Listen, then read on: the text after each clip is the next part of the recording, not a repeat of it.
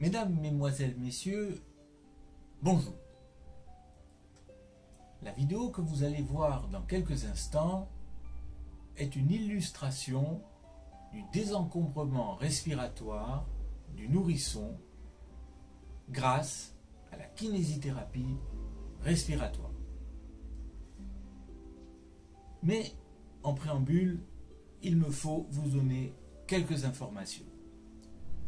Tout d'abord, vous devez savoir que depuis le 4 mars 2002, Bernard Kouchner a établi une loi qu'il a fait voter et qui vous rend co-auteur du traitement. Vous n'êtes plus, mes chers parents, de simples exécutants devant un médecin ou un professionnel de santé totipotent. Ce n'est plus le cas, ce ne doit plus être le cas. Il existait avant 2002 un système dans lequel vous obéissiez passivement à la prescription. Maintenant, vous devez parler avec votre médecin. La communication est essentielle.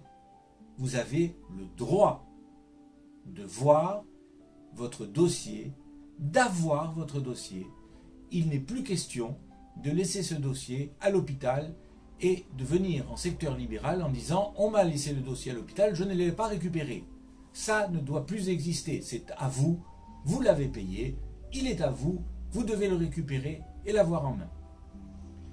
Le deuxième point important, cette vidéo s'appuie sur la conférence de consensus de kinésithérapie respiratoire qui a eu lieu tout d'abord en 1994, qui a été répétée en septembre 2000, et où il est dit clairement 2 points. Il n'y a plus à recommander de clapping. C'est terminé. Une ordonnance ne doit plus exister sur laquelle il y a marqué le mot clapping. C'est impossible. Ce n'est plus recommandable. Le deuxième point capital, c'est que vous devez bien comprendre que ce sont des études de grade C. C'est-à-dire qu'il reste encore beaucoup de choses à faire. Mais déjà, nous pouvons nous appuyer sur ces recommandations, et notamment une qui a fait l'unanimité, à savoir l'utilisation de la technique dite d'accélération du flux expiratoire, qu'on a modifié ensuite en parlant d'augmentation du flux expiratoire, par le simple fait d'un détail qui fait que on n'accélère pas un flux, on l'augmente. Mais, mis à part cela, le terme reste quand même coutumier et on parle d'accélération du flux expiratoire ou AFE. Ce n'est pas une technique, c'est une méthode. L'accélération du flux expiratoire comprend différents temps. Mais bien entendu, l'objectif principal est de faire cracher l'enfant. Une kinésithérapie respiratoire qui ne fait pas cracher l'enfant n'est pas utile. L'enfant doit cracher. Pourquoi? La raison est simple. Bien sûr, d'un côté, le bon sens nous dit, s'il crache, c'est que l'enfant est déjà dégagé. Mais le bon sens va plus loin. Bien qu'aujourd'hui il fasse défaut. En effet, faire cracher un enfant, c'est obtenir une sécrétion bronchique. Vous allez le voir dans la vidéo. Mais cette sécrétion, quand on la voit, eh bien on a un aperçu de ce qui se passe dans le poumon, sans moyen invasif. Autrement dit, on peut apercevoir cette sécrétion comme étant soit épaisse, soit liquide, soit purulente, soit non purulente, soit inflammatoire, soit non inflammatoire. La sécrétion va nous donner une indication sur le traitement à suivre. Nous travaillons en équipe avec le médecin. la kinésithérapie respiratoire est un maillon essentiel dans le traitement de l'ensemble de la maladie. Grâce à elle, le médecin va s'adapter au traitement, va s'adapter à l'enfant. Il est bien évident que si la sécrétion est très épaisse plusieurs fois de suite, on va corriger. Les antibiotiques ne sont pas automatiques. Mais pour autant, si on est devant une infection, quel moyen le plus performant peut-on avoir si ce n'est de visualiser la sécrétion bronchique une fois sortie? C'est un point essentiel. Cela dit, aucune brutalité ne doit être présentée. Il n'est pas question d'appuyer sur les poumons d'un enfant comme une brute. Et j'ai vu des vidéos à travers Internet qui me font faire aujourd'hui cette intervention. J'ai vu tout et n'importe quoi. Alors il était bon de rétablir un peu les choses. Ce que j'essaye de faire avec vous aujourd'hui. Principe de base. Un enfant ne doit pas avoir mangé ni bu quoi que ce soit 3 heures avant de venir faire une séance. Si déjà on ne vous dit pas ça, c'est que vous n'êtes pas en présence d'un spécialiste. L'enfant ne doit pas avoir mangé ni bu quoi que ce soit 3 heures avant, je le répète. Bien entendu, il ne faut pas le faire vomir, il faut le faire cracher. Vous comprenez donc l'intérêt d'avoir un estomac vide. L'important également, c'est de considérer que toute thérapeutique inhalée n'est efficace que si le patient est désencombré avant. Ça veut dire que si vous mettez des aérosols avec une chambre d'inhalation ou sans chambre d'inhalation avec des aérosols humides et que vous placez des bronchodilatateurs ou des anti-inflammatoires, ceux-ci n'auront une plus grande efficacité que si l'enfant est désencombré avant, parce que cela va pénétrer plus loin dans l'arbre bronchique. Sinon, on va s'arrêter plus haut. Il y a une obstruction. Cette obstruction devra être levée grâce à la kinésithérapie respiratoire. Point essentiel également, il convient de faire pleurer l'enfant. C'est triste et je comprends le côté impressionnant que cela peut représenter face à des parents qui viennent pour la première fois assister à une séance. Mais c'est essentiel, car en pleurant, l'enfant a une respiration automatique. Il suffit donc d'accompagner le mouvement et en aucun cas d'avoir un mouvement brusque. Vous allez observer une image maintenant qui va vous montrer ce que représente une bronche inflammatoire et une bronche, la même bronche, dans un état sain. Vous constaterez que le calibre, le diamètre de cette même bronche se trouve bien largement étréci, rétréci quand il y a une inflammation. D'où l'existence d'un sifflement. Alors que dans la bronche saine, celle que vous verrez sur la partie droite de l'écran, à la photo, eh bien, vous aurez à ce moment-là une libération de cette voie aérienne que constitue la bronche.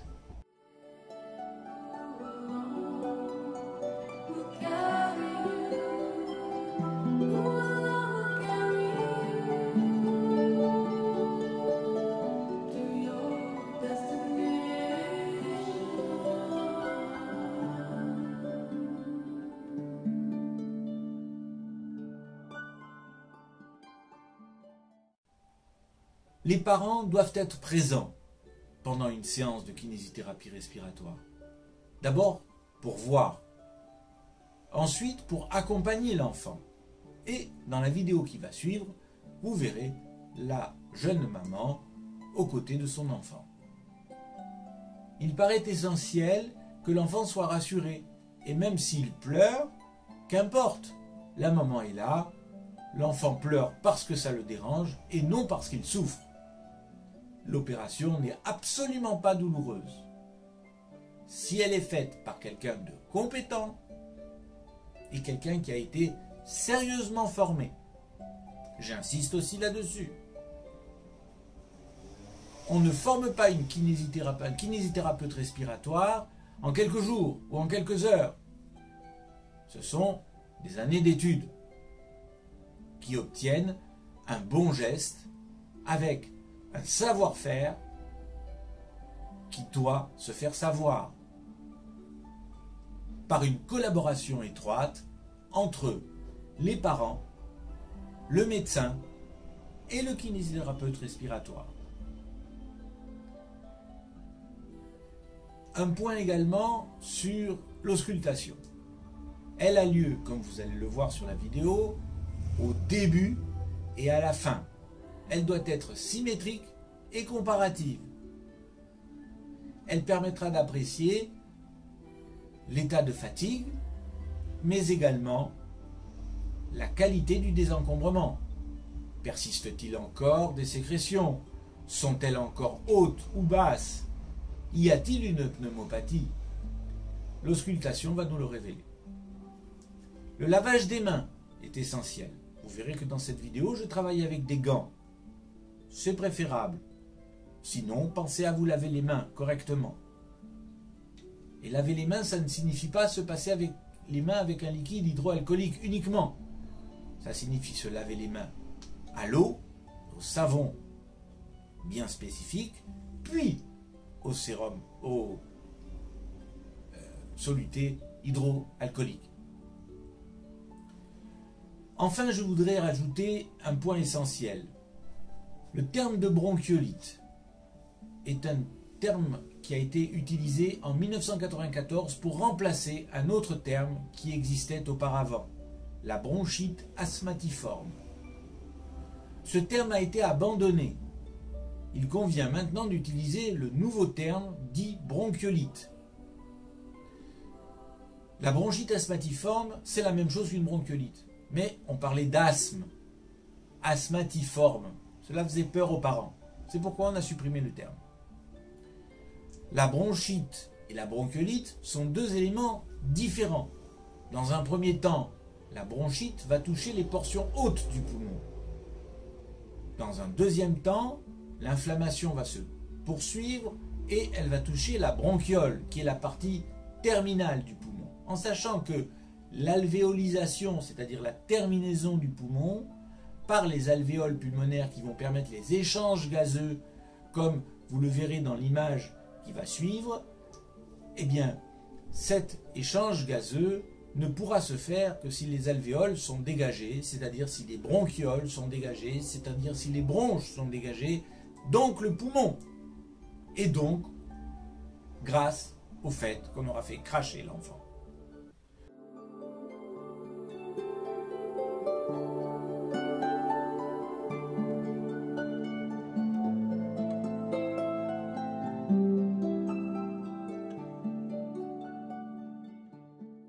Il est impossible de savoir si l'on fait cracher un enfant lorsqu'on ne voit pas la sécrétion sortir.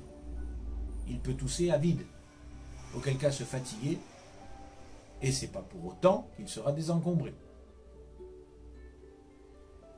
Enfin, vous verrez dans cette vidéo que la séance comporte un temps déterminé. Il faut savoir qu'aucune séance ne ressemble à une autre séance, même avec le même bébé. Parce que l'encombrement d'un jour à l'autre est différent. Donc il n'y a pas de temps déterminé de séance. Et quand dit-on que la séance est finie? Eh bien, le bon sens répond encore une fois à la question. La séance est terminée quand il n'y a plus de sécrétion. Je voudrais insister en conclusion sur l'importance de la kinésithérapie respiratoire dans le désencombrement du nourrisson. Contrairement à l'article que j'ai lu et que tout le monde a pris connaissance, dont tout le monde a pris connaissance l'année dernière. Je signale au passage que son auteur a été poursuivi.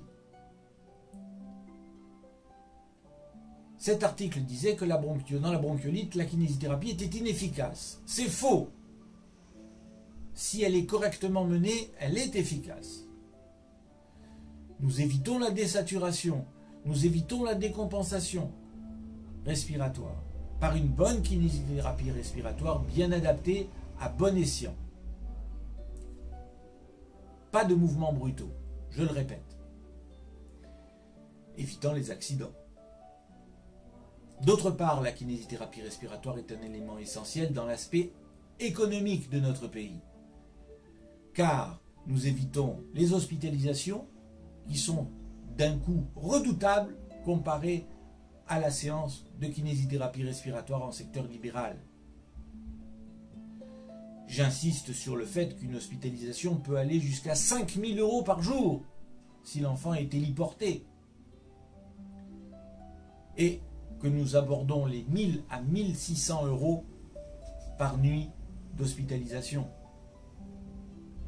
Nous pouvons l'éviter si le travail d'équipe est présent.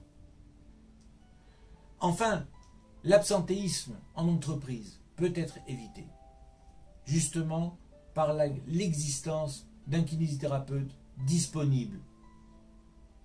La kinésithérapie est un acte qui a lieu tous les jours et il est hors de question de citer et de dire à la maman « bon week-end, à lundi » lorsqu'on arrive au vendredi.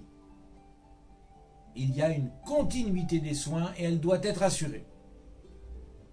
Sinon, on ne prend pas l'enfant le vendredi pour le récupérer le lundi. La conscience professionnelle est nécessaire. Et puis, pour terminer, cette introduction un peu longue mais nécessaire, je voudrais rappeler que votre enfant ne doit pas attendre pour être désencombré. Je vois trop souvent d'enfants qui attendent 2 semaines, 3 semaines après avoir toussé pour enfin envisager cette kinésithérapie respiratoire tant redoutée. Non, non. Intervenons plus tôt. Il suffit d'être prévenu. Alors je m'adresse aux professionnels de santé. L'acte de prévention est essentiel dans la pratique quotidienne. Vous comprenez bien, messieurs, mesdames, les professionnels de santé, que cette prévention, comme son nom l'indique, va prévenir, et qu'il vaut mieux prévenir que guérir. La prévention doit être faite de concert avec les parents. Et il faut discuter avec les parents, ouvrir le dialogue. Et ne pas se cantonner à un acte médical simple, brut, de décoffrage. Je vous remercie de votre attention. Je vous laisse maintenant visionner cette vidéo qui vous montrera concrètement ce que je viens de développer ici. Merci de votre attention. À bientôt. Il est bien important au départ d'ausculter l'enfant pour vérifier l'état de bronchospasme des poumons. Également, de pouvoir juger et apprécier de l'importance de l'encombrement. Cette auscultation doit être symétrique et comparative. Comme vous pouvez le voir en ce moment, le stéthoscope va de part et d'autre dans les mêmes zones. D'où la symétrie et la comparaison du bruit entendu. D'autre part, même si l'enfant pleure, il y a une audition très caractéristique de la bronchiolite. Il convient ensuite de faire une palpation pour vérifier que l'enfant n'est pas absorbé de liquide. L'enfant doit être à jeun et surtout ne pas avoir mangé ni bu quoi que ce soit 3 heures avant de venir faire sa séance. Ici, vous observez la manœuvre d'augmentation du flux expiratoire. Elle consiste à abaisser dans les 3 plans de l'espace par la main gauche, enveloppant la cage thoracique de l'enfant, tout en maintenant un contre-appui abdominal. Ici, vous avez une dépression des mécanorécepteurs de la trachée et une antépulsion pharyngo-buccale des sécrétions par un positionnement du pouce, comme vous pouvez le constater, sous le menton, très exactement au niveau du muscle myélo-hyoïdien. On recommence l'opération, abaissement très lent, synchronisé sur les pleurs de l'enfant, de manière à pouvoir pousser cette sécrétion, la décrocher, la faire remonter. Le praticien qui exécute cette manœuvre perçoit à travers ses mains l'ascension de la sécrétion bronchique. À un moment donné très précis, il ne peut pas le faire n'importe quand. L'enfant commence à tousser, il va potentialiser cette toux en déprimant les mécanorécepteurs de la trachée comme montré sur cette vidéo. L'enfant tousse, le petit mouchoir est préparé, l'antépulsion pharyngo-buccale des sécrétions est pratiquée et vous voyez la qualité et la quantité de sécrétions présentes sur le mouchoir qui doit être bien sûr un mouchoir blanc. La quantité des sécrétions est importante, la qualité permettra d'apprécier l'état de surinfection bronchique. Même geste, répété de façon soutenue, mais jamais brutale. Il n'est pas question de pousser sur de la peau, il est question de travailler en synchronisation pour abaisser et enrouler la cage thoracique. On peut en parallèle rassurer l'enfant et la maman à ses côtés est un atout considérable dans la qualité du soin prodigué. Même principe, dépression des mécanorécepteurs de la trachée, antépulsion pharyngo-buccale des sécrétions dès que la sécrétion est propulsée dans l'arrière-gorge et on voit l'enfant cracher, vous voyez la petite sécrétion sortir qu'on vient essuyer avec le petit mouchoir. L'enfant ne doit pas avaler ses sécrétions et vous voyez que les sécrétions s'amoncellent sur les petits mouchoirs. Le geste va être répétitif. La question se pose de savoir quand doit-on s'arrêter. La réponse est simple, on s'arrête quand il n'y a plus de sécrétion. Tout est une question de bon sens, et la kinésithérapie respiratoire est l'exemple même du bon sens, sans pour autant avoir des connaissances exceptionnelles. Le simple bon sens permet de vérifier que l'enfant est correctement désencombré puisqu'il ne crache plus. Chaque geste est répété avec attention et précision. La dépression des mécanorécepteurs de la trachée se fait par une pression antéro-postérieure au niveau de la fourchette rétrosternale dans une position bien particulière. L'antépulsion pharyngo-buccale se fait avec le pouce, comme vous le voyez sur l'image, placé sur le muscle myélo-hyoïdien et surtout pas sur le larynx, ce qui serait évidemment délétère. Voici la petite fiole de sérum physiologique. Chaque enfant, évidemment, a sa petite fiole à lui. Il n'est pas question d'interchanger les fioles. Deux techniques, avec le tranchant de la main, ou avec la main sur la bouche, on peut empêcher l'enfant de respirer par la bouche. L'important est d'avoir une obturation totale de la bouche avec étanchéité parfaite. De cette façon-là, vous voyez l'enfant qui se mouche par le nez, c'est le mouchage antérieur. Vous voyez également l'enfant prendre goutte par goutte, très lentement, le sérum physiologique. Il n'est pas question, on le voit ici se moucher, il n'est pas question d'enfoncer avec violence le sérum physiologique. Antépulsion pharyngo-buccale des sécrétions, le reniflement ou encore le mouchage postérieur permet de recueillir ici les sécrétions présentes dans l'arrière-nez. Et il n'y a que ce petit espace qui permet de désencombrer correctement le nez. On peut en parallèle reprendre la technique d'augmentation du flux expiratoire. Ce terme d'augmentation ou d'accélération est modulable. En septembre 2000, il avait été question de changer le mot accélération pour parler d'augmentation, car un flux s'augmente et ne s'accélère pas. Je garde, par respect pour mon maître, Joël Barthes, le mot d'accélération du flux expiratoire. L'auscultation à la fin de la séance va permettre d'apprécier ce qui a été accompli. Et, bien entendu, elle est aussi symétrique, comme vous pouvez le constater, comparative. On peut asseoir l'enfant et ausculter les portions hautes et basses du poumon, de part et d'autre, en étant comparatif. L'enfant est calmé, désencombré, la maman soulagée, le petit bébé également. Il s'arrête de pleurer, l'auscultation est alors bien plus précise. Je travaille avec des gants, comme vous pouvez le constater.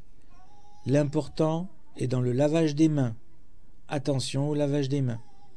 L'enfant finit maintenant sa séance et nous pouvons conclure cette vidéo. Je vous remercie de votre attention.